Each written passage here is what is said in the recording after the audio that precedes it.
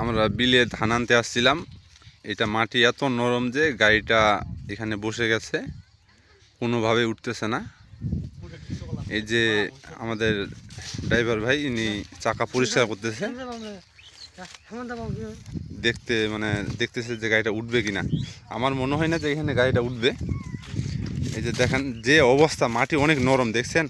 এটা মনে করেন যে মানুষ বলে না যে ডাঙা কাটে পুকুর করে, খাল করে পুকুর করে, এখানে খাল করে পুকুর করতেছে।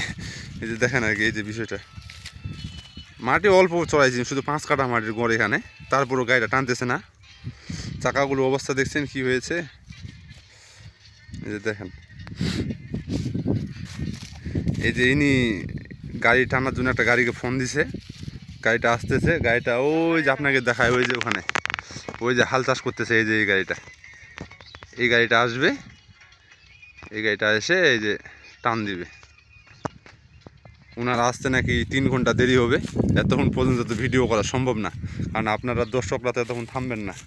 এই জন্য আমি ভিডিওটা এখানে কেটে দিচ্ছি। যদি পারি তো নেক্সট টাইমে ভিডিও করে আপনাকে দেখাবো, পরের ভিডিওটা কীভাবে গাড়িটা উঠাইলাম। আপাতত এখানেই আমি ভিডিওটা কেটে দিচ্ছি। ধন্যবাদ, সবাই ভালো থাকবেন। আসসালামু আলাইকুম।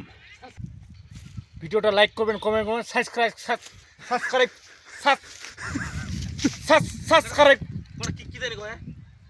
কি বলে ভাইয়া, এই সাবস্ক্রাইব করে দিবেন।